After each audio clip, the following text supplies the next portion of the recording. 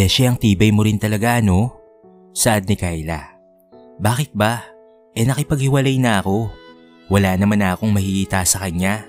Hindi niya na kayang bilhin ang mga gusto ko, kaya kailangan ng iwan. Sagot naman ni May. Naku, ikaw talaga. Kapag nakahanap ka ng katapat mo, tignan mo lang. Sambit naman ni Kayla. Naku, hihintayin ko yan. At dapat mayaman at kayang bilhin ang lahat ng gusto ko. Tugon naman ni May. Naku, ano bang akala mo sa pag-ibig? Ano yan? Gamit lang? Ikaw talaga, May. Hindi ka pa rin umaayos. Naiiritang sambit naman ni Kayla. Hayaan mo na ako.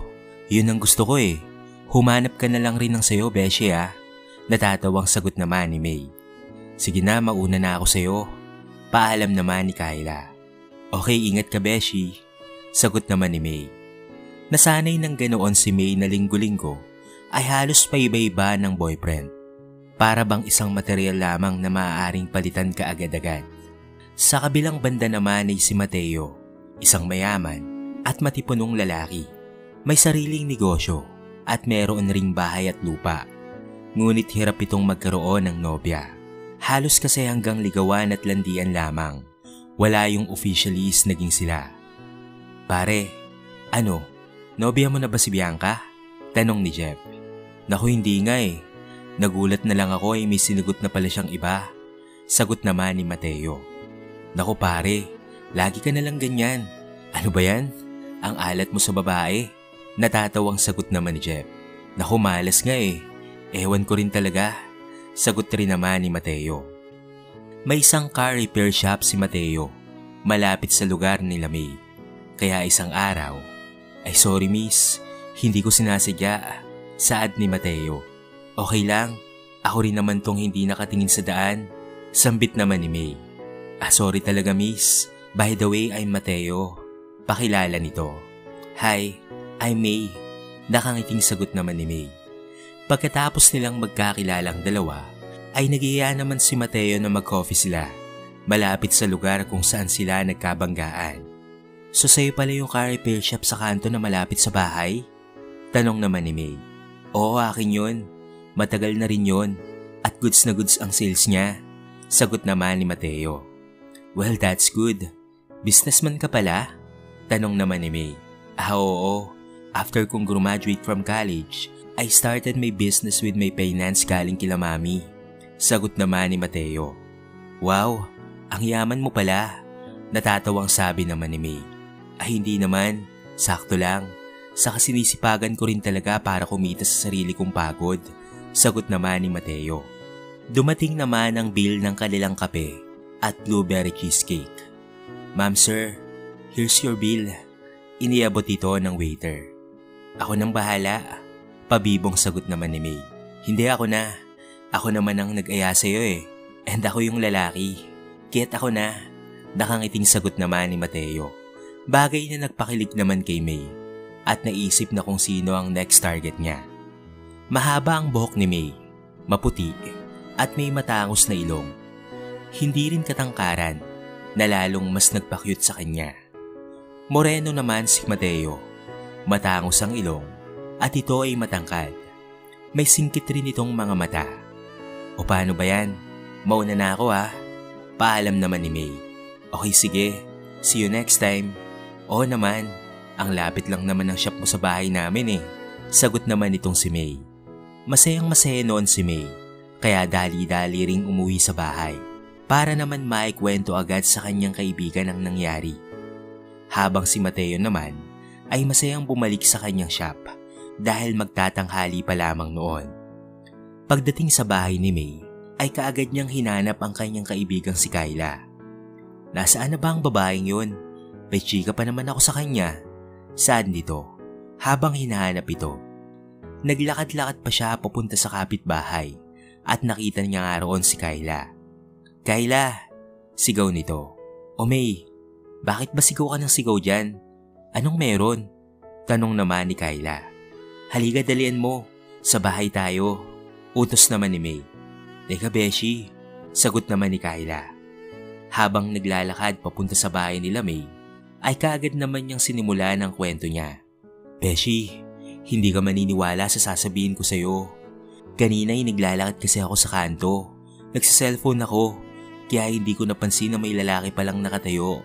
Nagkabanggaan kami, beshi. Ang pogi niya kahit moreno siya. Kinikilig na sabi ni May. Ay talaga? Sana all na lang talaga. Bakit naman kasi hindi pa ako sumama sa'yo kanina eh? Ano ba yan? Ano yan, next target mo? Tanong ni Kyla. Well, pwede. Dahil siya rin pala ang may-ari ng car repair shop sa kanto. Grabe, tinreat niya ako kanina ng cake at pati na rin ng kape. Sobra nga ang kilig ko kanina eh. Buti na lang ay hindi niya nahalata. Saad ni May. Abay, baka rin talaga no? Talagang matindi ang kamandag mo, beshi. Kakabreak lang ng bago eh, meron ka na naman ngayon. Well, excited akong makita kung ano ang itsura niya. Sambit naman ni Kyla. Don't worry, diyan lang sila sa kanto. Mapapadaan pa rin tayo doon. Sagot naman ni May. Nagtawanan ng magkaibigang Kyla at May habang kumakain ng chips sa bahay nila May. Habang si Mateo naman ay naging busy sa kanyang shop sapagkat nang makabalik na ito ay marami ng customer ang dumating at kailangan ng matapos at makuha kaagad ang mga sasakyan. Kaya mukhang overtime sila. Boss, meron pa tayong 5 sasakyan na ayusin. Pasado 5:00 na rin po. Saad ng trabahador. Mag-overtime na muna tayo. Huwag kayong mag-alala. Bibili rin ako ng dinner natin. Para naman makakain tayo habang tinatapos yan. Sagot naman ni Mateo. Okay yan boss. Salamat po. Pagpapasalamat ng trabahador. Pinalipas muna ni Mateo ang 1 oras bago ito magtungo malapit sa bilihan ng pagkain. Habang naghahanap ng bukas pang karinderya si Mateo, ay nakasulubong niya naman si May. Mateo? Anong ginagawa mo dito? Tanong naman ni May. O ikaw pala, May. Naghahanap lang ako ng bukas na karinderya. Overtime kasi kami ng mga tao ko, kaya sa shop na rin kami magdi-dinner. Saad ni Mateo. Tara, samahan ka namin. Sarado na dyan, kaya dito na lang sa kabila ang bukas pa hanggang mamayang 10:00. Paliwanag ni May. Sige, salamat naman dahil may bukas pa. Saad naman ni Mateo. Oo nga pala Mateo, si Kyla, best friend ko. Hi Kyla, bati naman ni Mateo. Hello Mateo, sagot naman ni Kyla. Eto nga pala yung kilaling Lorna, masarap ang mga pagkain dito. Sambit ni May. Pabili ho ng menudo, dinuguan at chop suey. Tagta-3 order ho at 12 pong rice. Sige, sandali iho ha. Saad ni Aling Lorna. Bakit nga pala overtime kayo? Tanong ni May. Marami kasing dumating na customer kanina eh. Bukas ng umaga ay gusto na rin nilang makuha lahat. Hindi naman kasi pwedeng tanggihan dahil mga loyal na customer na sila. Sagot naman ito. Kaya pala. Kayang-kaya nyo yan. Bawi na lang kayo bukas ng pag-uwi ng maaga.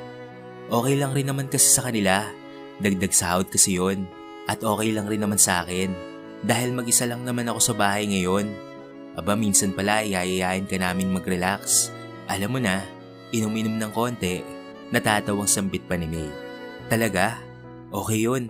Magsasama ako ng mga kaibigan ko sa susunod. Saad naman ni Mateo. Yun, perfect. Natutuwang sambit ni May. Iho, eto na. Bali, 480 lahat. Eto ho ang bayad. Salamat po. Naglakad naman na sila pabalik. Kaya't nagpaalam na si Mateo kila May at Kyla. Mauna na ako sa inyo ha. May trabaho pa rin kasi kami. Paalam nito. Sige, next time na lang. Bye Mateo. Naglakad na pabalik si Mateo. At pagdating si shop, ay kaagad na tinawag ang lahat ng trabahador niya. At sila ay kumain na. Halika muna kayo. 7:00 na. Kumain na muna tayo. Marami akong biniling kanin at ulam. Huwag na kayong mahiya. Tawag ni Mateo sa kanyang mga tauhan. Uy, tawag na tayo ni boss. Tara na. O eto mga plato. Kumain kayo ng marami ha. Sabay-sabay na tayo. At may dispenser naman tayo sa loob para sa malamig na tubig. Sige ho boss. Sagot ng mga trabahador niya. Masaya silang kumain ng sabay-sabay at pagkatapos nga ay nagpatuloy na sila sa mga trabaho. Mabait naman si Mateo kaya lahat ay kasundo niya. Hindi ito madamot kung may utang o babali sa kanya ng pera. Katwiran niya ay dapat mabait ka sa iyong mga tauhan. kung gusto mong maging maayos rin ang trabaho nila. Palagi itong paalala ng kanyang ina bago pa man siya magsimulang magpatayo ng negosyo. Boss, okay na po ang lahat ng 5 sasakyan na natira, saad ng trabahador. Aba, maraming salamat naman. Mag-aalas 10 na rin pala. Huwag kayong mag-alala, bayad yan at dadigdagan ko pa. Makikita nyo yun sa payslip nyo. Tara na, sabay na kayo sa sasakyan ko nang makauwi na kayo kaagad. Maraming salamat talaga ha. Ano ka ba boss? Trabaho namin yan. Salamat rin po dahil napakabait nyo sa amin. Kaagad namang isinara ni Mateo ang kanyang shop at sumakay na ang kanyang mga trabahador sa sasakyan. Isa-isa niya itong hinatid para siguradong ligtas silang makakauwi. Bukas na lang ulit ha. Pasok ng maaga bukas. Saad naman ni Mateo. Opo boss, maraming salamat po talaga. Kaagad ring umuwi sa bahay niya si Mateo. Pagka-uwi ay kaagad na nahiga na at natulog dahil sa sobrang pagod. Kinabukasan ay papasok na sa trabaho si Mateo. Bumaba ng kanyang sasakyan si Mateo nang makita niya si May. Good morning, Matt. Bati ni May sa kanya. Good morning, May. Ang aga mo yata, tanong ni Mateo. Oo. Nag-a-apply kasi ako ng trabaho. Naisipan ko na ring magdaan sa iyo nito. Sobra kasi ang nailuto ni nanay ng sopas. Nakakiting pahayag ni May. Aba, maraming salamat kung ganun. Mainit-init pa. Tamang-tama. Nag-coffee lang ako sa bahay kanina eh. Nakangiting saad naman ni Mateo. Sakto naman pala. Sige, mauna na ako ha. Paalam ni May sa kanya. Teka, nag-a-apply ka kamo ng trabaho? Gusto mo ba dito ka na lang magtrabaho sa amin? Minsan kasi wala ako dito. Kailangan nang magre-receive ng order at kailangan ko rin ng tagasagot ng tawag ng mga kliyente. Ano, gusto mo ba ng ganon? Tanong ni Mateo. Aba, talaga ba? Maganda yon para malapit lang rin sa bahay namin. Walking distance lang. Pero talaga bang kailangan? Baka naman hindi at masayang lang ang pasweldo mo. Tanong ni May. Hindi. Kailangan talaga namin. Dati kasi nagtsatsaga ako na akong lahat ng gumagawa. Since nag-a-apply ka, I heard ka na. Masayang sabi ni Mateo. Salamat naman kung ganun. Ituro mo na lang sa akin ang mga gagawin ha. Don't worry, fast learner naman ako. Masayang sabi naman ni May. Oo naman, ituturo ko muna. Huwag kang mag-alala. Paano? Tara, pasok ka na sa shop para maipakilala na rin kita sa iba pang mga makakasama mo. Nakangiting sabi naman ni Mateo. Guys, eto nga pala si May. Simula ngayon, lahat ng dapat i-order at i-receive ay sa kanya nyo lahat sasabihin. Siya na rin ang mag-order. Madalas kasi nawala ako dito, di ba? Nadidelay ang ibang materyales kaya ito na si May. Siya na ang magiging assistant ko simula ngayon. Kayo na ang bahala sa kanya. Nakangiting pahayag ni Mateo. Kami na ang bahala sa iyo. Saad naman ang trabahador. Magandang umaga po. Salamat po. Sana po ay magtulungan tayo. At turuan niyo rin po ako ng pasigot-sigot rito. Nakangiting sabi ni May. O naman May, mababait naman kami dito. Sabay-sabay na lang silang nagtawanan nang sabihin ng isang trabahador na hindi naman sila nangangagat. May eto, ganito lang naman ang mag-receive. Need mo ng resibo at pati na rin ng signature. Kapag order ka naman, ay may price list at product list. Tatawagan mo na lang ang lahat ng supplier para dito at sasabihin kung kailan kailangan para ma-deliver ka agad nila from time to time. Pagtuturo ni Mateo. Sige Mateo, ako na ang bahala. Salamat ha. Nakangiting pasasalamat ni May. Kayang-kaya mo yan. Masayang sagot naman ni Mateo. Umalis na muna si Mateo at iniwanan si May, pati ang mga trabahador niya dahil may kailangan siyang kausapin. Magtatanghali na nang makabalik kaya bumili na rin ito ng pagkain para sa dalawa. Balak niyang sumabay ng lunch dito. Mateo, nandyan ka na pala. Sambit ni May. O, tanghali na nga halos. Eto pala, bumili ako ng lunch natin. Baka kasi wala kang baon. Naku, nag-abala ka pa. Malapit lang naman ang bahay namin dito. Natatawang sagot naman ni May. Kahit na, para hindi ka na maglalakad pa uwi. Sabi niya, habang ito ay nakangiti. Naku, baka mapula ko niyan ha. Masyado kang mabait sa akin eh. Eh di mapol ka. Ano naman ang masama dun? Tanong naman ni Mateo. Aba, wag mo akong subukan. Baka mangyari nga. Natatawang sabi ni May. Aba, palaban? Natatawa rin namang sabi ni Mateo habang nakatitig siya kay May. Hoy, baka matunaw ako niyan ha. Grabe ka naman tumingin. Saad ni May habang kinikilig at namumula na. Tara na nga, kumain na tayo. Baka lalo ka pang mamula dyan eh. Ang cute mo kapag kinikilig ka. Nanunod yung sabi ni Mateo. Hoy, hindi ako kinikilig ha. Baliw. Natatawang sabi naman ni May. Anong hindi? Ayan nga oh, maputi ka. Pero bakit bigla kang namula? Ano ba, Matt? Hindi nga. Bahala ka na nga dyan. Kumain na tayo dahil gutom na ako. Yaya naman ni May. Tara na nga. Natatawa ako. Tigilan mo na kasi ako, Mateo. Deep inside, ay gustong-gusto ni May ang nangyayari para madali na lang para sa kanya ang makapagpabili dito ng mga bagay na gusto niya at mga gamit na mamahalin. Masyado kasi itong materialistic, kaya halos papalit-palit ng boyfriend. Nakailang boyfriend ka na ba? Tanong ni Mateo. Ha? Ako? Ilan pa lang naman? Bakit mo naman natanong? Wala naman. Naisip ko lang. Eh ikaw, nakailang girlfriend ka na ba? Ako? Ilan lang rin naman. Takot na kasi akong masaktan. Sagot naman ito. Aba, ako hindi kita sasaktan pag ako ang naging girlfriend mo. Joke lang. Natatawang biro ni May. Hoy, ano ka ba? Jokes are meant to be true. Seryoso nga, liligawan kita, May. Liligawan mo ko? Ang bilis ha? Sagot naman ito kunwari. Pero go na go talaga siya para kay Mateo. Patatagalin pa ba natin? E di saka na natin kilalanin ang isa't isa kapag naging tayo na. Nako, ikaw talaga. Natatawang sabi ni May. Seryoso ako. Liligawan kita, May. Ikaw ang bahala. Nakangiting sabi ni May. Mabilis na lumipas ang oras at 5:00 na ng hapon.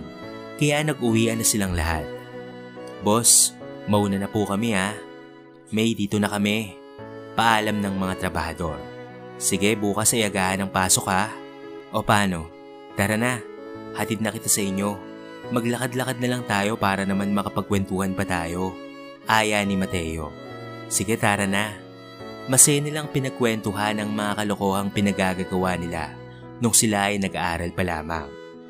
Alam mo ba kapag may exam, kami lang naman ang nagpapalitan kapag mag-check. Eh di tamang sulat kami ng mga sagot. Natatawang sabi ni May. Ganun ba? Kami naman noon ay nag-cheat kami. Lalo na sa subject na major. Eh di ang ending ay pasado kaming lahat. Natatawang sabi naman ni Mateo. Matindi ka rin pala nung college life mo. Mahirap rin kasi noong college. Hindi katulad nung high school.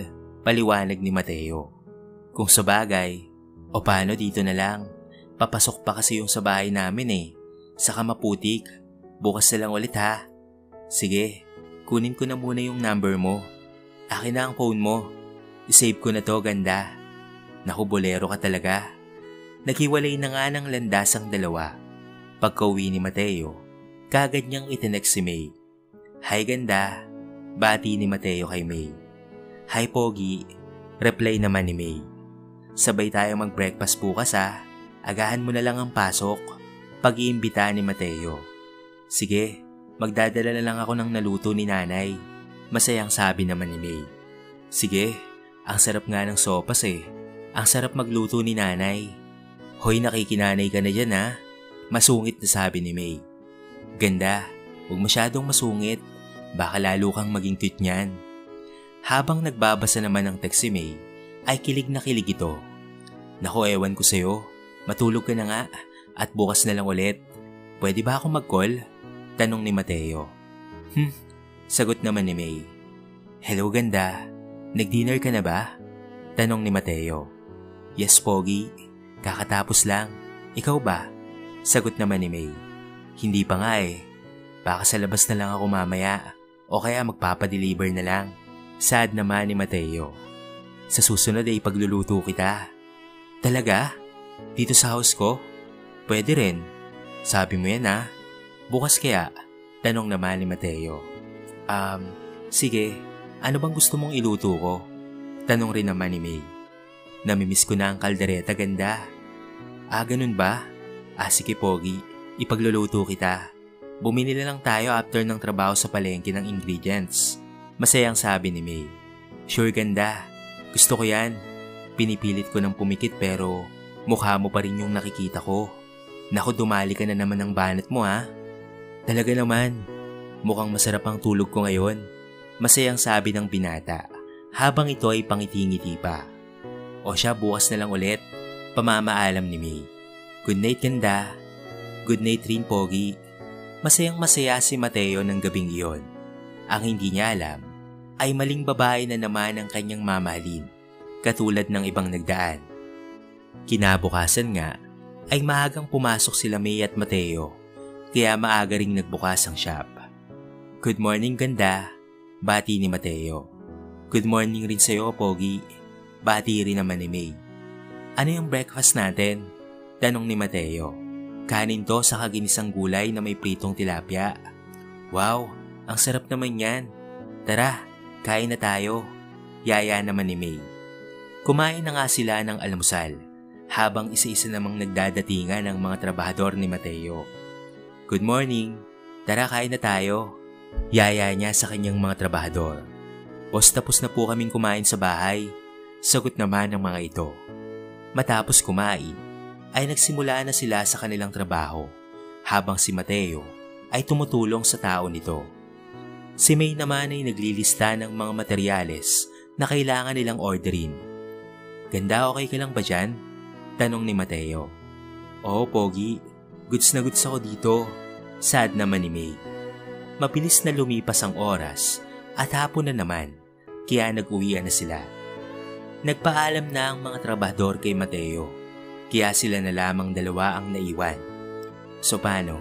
Tara ganda, dun tayo sa palengke. Sige Pogi, tara na. Pagdating sa palengke, ay kaagad na binili ni May ang lahat ng kakailanganin niya. Marunong namang magluto si May dahil sila na lamang ng kanyang nanay, kaya maagang naturuan ng mga ganoong bagay, sapagkat salat din sila sa mga bagay na wala siya. Eto na ang lahat, tara na sa bahay mo, yaya ni May. Tara na ganda, sagot naman ni Mateo. Mabilis naman silang nakarating sa bahay ni Mateo at pinark na nga sa gilid ang sasakyan. Ang laki naman pala ng bahay mo Mateo, pero mag-isa ka lang. Oo nga eh. Teka, sasamahan mo ba ako? Pabirong tanong naman ni Mateo. Pwede naman, natatawang sambit naman ni May. Aba, pwede nga yan. Wala naman kasi sila mami, nasa abroad sila at bihira lang makauwi ng Pinas. Aba, ang sosyal naman pala ng parents mo. Napakatahimik ng bahay mo, no? Namamanghang sabi ni May. Oo, mag-isa nga lang kasi ako. Buti na lang ay kasama kita ngayon. Nakakainis, kanina ka pa bumabanat dyan. Totoo naman eh. Alis ka na nga muna dyan. Magluluto na lang muna ako ng dinner natin. Nag-prepare ka agad si May para makapagluto na siya. Hinintay niya na lamang lumambot ang baboy bago niya ito timplahan. Ganda, may beer ako sa rep, baka gusto mo lang. Gusto mo bang manood ng movie after kumain? Tanong ni Mateo. Pwede naman, basta ihatid mo ako pa uwi ha. Sure, pero teka Mateo, okay na to. Tikman mo muna, patikim nga. Ang sarap, namiss ko yan. Nakangiting sabi ni Mateo. Tara kain na muna tayo. 7:00 na rin pala, ang bilis ng oras. Tara na, i-prepare ko lang yung kanin ha. Kumain na nga sila ng hapunan. Pagkatapos ay nagpahinga na sila. Saka naupo sa sofa at uminom ng alak ng magkatabi. Ang sarap po palang magluto, papuri ni Mateo. Naku, oo naman, sagot naman ni May. Lalo tuloy akong nai-inlove sa'yo ganda. Hay nako, bolero ka talaga. Natatawang sambit ni May. Tumagal pa ang panonood nila dahil mahaba ang kwento ay naparami na rin sila ng alak. Kaya doon na nangyari ang mainit na gabi. May, mahal kita, saad ni Mateo. I love you too Mateo, sambit naman ni May. Kaagad na nagdikit ang kanilang mga labi at dahan-dahang hinubad ang kanilang mga saplot. At doon na nga ay may nangyari sa kanilang dalawa. Matapos ang mainit na tagpo sa kanilang dalawa, ay nakatulog na rin sila sa sofa Halos mag-aalas 12 na nang magising si May. Mateo, gising. Alas 12 na pala. Sad ni May. Ganun ba? Bukas ka na lang umuwi, May. Sad naman ni Mateo. Oo, bukas na lang. Pero may pang-text ka ba? Baka hanapin kasi ako ni Mama eh. Paliwanag ni May. Oo, eto. Kagad namang nag-text si May dahil baka hinahanap na siya ng kanyang ina sa kaibigan nitong si Kyla. O paano yan, May? Sinasagot mo na ba ako? Tanong ni Mateo. Oo, sinasagot na kita, Pogi. Sagot naman ni May. Sabay halik sa noo ni May si Mateo. Kinabukasan nga ay tinanghali na sila ng gising kaya hindi na sila nakapasok. Tinawag na lamang niya sa mga trabahador na sila na muna ang bahala at dadaan na lang siya mamaya. Pogi, gala naman tayo sa SM. Mag-shopping tayo. Yaya ni May. Sure. Pagdating nila sa SM, kaagad na nagtungo si May sa iPhone store at tinignan ang lahat ng mga cellphone doon. Kaya itong si Mateo ay kaagad namang bumili ng isang iPhone X para sa kanyang girlfriend. Binili mo to, Pogi, para sa akin? Oo, May. Regalo ko yan sa'yo. Salamat, Pogi, ah. Pagkatapos naman ng iPhone, ay nagturo pa ito ng mga damit na halos lahat ay branded. Dahil magnobya at nobyo na sila, kaya lahat ng kinuha ni May ay binili niya. Pogi, salamat sa phone at pag-shopping ng mga damit. I love you. Nakangiting sabi ni May. Welcome, love. I love you too. Sad naman ni Mateo. Pagka-uwi naman nila sa bahay ni Mateo, akala niya ipagluluto siya nito. Ngunit hindi pala. Nagpicture-picture lamang ito ng bagong cellphone at damit. Kaya't umorder na lamang siya ng pagkain. Nagpa-deliver na ako ng pagkain natin. Sad ni Mateo. Thank you, Pogi. Nakangiting sabi naman ni May. Pagkatapos nilang kumain, ay nagpaalam na sa kanya si May na uuwi na muna ito ng bahay. Pogi, uuwi na muna ako sa bahay ah. Hinahanap na kasi ako ni nanay eh. Magta-taxi na lang ako. Paalam ni May. Sige, eto, pambayad mo sa taxi. Salamat. Bye, Pogi. I love you. Paalam nito. Pagkatapos noon ay madalas nang absent sa trabaho si May at madalas na ring mag-demand kay Mateo ng kung ano-anong bagay. Pogi, kailangan ko ng bagong bag. May reunion kasi kami bukas ng high school mate ko. Paliwanag ni May. Bag? Hindi ba kakabili ko lang sa'yo last time? Tanong naman ni Mateo. Pogi, panggala ko naman yun. Saka nakita na nila yun. Kaya ibili mo sana ako ng bago. Gusto ko yung Louis Vuitton. Sige na please. Paglalambing ni May. Sige mamaya pag out ko sa work. Hindi ka na naman pala pumasok. Masama kasi ang pakiramdam ko kanina, Pogi eh. Sige, kita na lang ulit tayo mamaya, ganda. I love you. Kinahapunan nga, ay kagad na nagtungo sa shop si May. Mateo, I miss you. I miss you to May. Tara na. Sabi ng mga friends ko marami daw bagong labas ng bag ngayon eh. Aya ni May. Sige, tara na. Wag naman yung sobrang mahal, ganda ah. Kasi nakakailan na akong bili ng bag sa'yo. Saka last time binigyan kita ng 100,000. Naubos mo ka agad yun? Tanong naman ni Mateo. Hayaan mo na, Pogi. Sorry na. Paawang sabi ni May. Kung hindi lang kita mahal eh. O siya, tara na. Nagulat naman si Mateo sa mga presyo ng bag ng Louis Vuitton. Ang ganda. Kaso halos nasa 150,000 pesos ang mga presyo ng mga nakikita ko rito. Hayaan mo na yun, Pogi. Talaga namang magaganda dito. Ayun, eto ang gusto ko. Excited na sabi niya. Ha? Eto? Worth 450,000? Grabe naman ang mahal nito. Sige na, bilhin mo na sa akin yan. Pamimilit pa ni May. Wala namang nagawa si Mateo, kaya binili niya na lamang ito. Pagkatapos, ay agad na nagpaalam ang dalaga sa kanya na may imi-meet up raw itong kaibigan. Kaya naman mag-isa na lamang umuwi ng bahay niya si Mateo. Halos 1 milyon na ang nakukuha niya sa kanyang bank account. Kaya napapaisip na lamang siya kung talaga bang mahal siya nito. Baka matulad kasi sa dati niyang kasintahan. Kaya naman nag-isip na lamang siya ng paraan. Hello ganda, may sasabihin ako sa'yo. Saad niya sa telepono. O ano yan, Pogi? Tanong naman ni May. Magsasara na muna ang repair shop ko. Umuunti na kasi ang nagpapagawa at malaki na rin ang kulang ko sa financial. Paliwanag ni Mateo. Ha? Bakit naman? Di ba marami ka pa namang pera? Tanong ni May. Halos naubos na kasi ang pera ko, ganda. Sad ni Mateo. Naku, ano ba yan, Pogi? Dismayadong sabi naman ni May. Pumunta ka rito. Kailangan ko ng makakausap, ganda. Naku, hindi ako pwede ngayon, Pogi. Nandito ako sa kaibigan ko ngayon sa Batangas. Parang lalagnatin kasi ako, ganda eh. Umuwi ka please. Hindi talaga kaya, Pogi. Pwede ba akong humiram ng 50,000 pesos ngayon? Mabilis na sabi ni May. Naku, wala na talaga akong pera ngayon, ganda. Magkano na lang ang natitira sa savings ko? Sagot naman ni Mateo. Ano ba yan? Napakadamot mo naman. Ha? Paanong madamot, May? Bakit ganyan ka magsalita? Akala ko ba mahal mo ko? Pero bakit ganito ang nararamdaman ko? Parang ginagamit mo lang ako. Galit na tanong ni Mateo sa telepono. Total, nandito na rin naman tayo sa point na to. Aaminin ko na rin sa'yo. Hindi talaga kita mahal. Kaya lang naman ako lumapit sa'yo. Kasi nga ay mayaman ka. May bibigay mo ang lahat ng gusto ko. Pero ngayon na walang-wala ka na, gusto mo pang alagaan kita? Ano kasing swerte? Natatawa at naiirit ang saad ni May. Ibig mo bang sabihin ay niloko mo lang ako at kinamit mo lang? Pagkatapos ng lahat ng ginawa at ibinigay ko sa'yo, ito pa ang isusukli mo? Wala kang kwentang babae.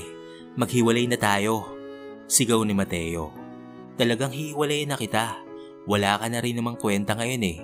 Tapos na ako sa'yo. Wala ka nang maibibigay pa sa akin. Sagot naman ni May. Lumabas nga rin ang totoo.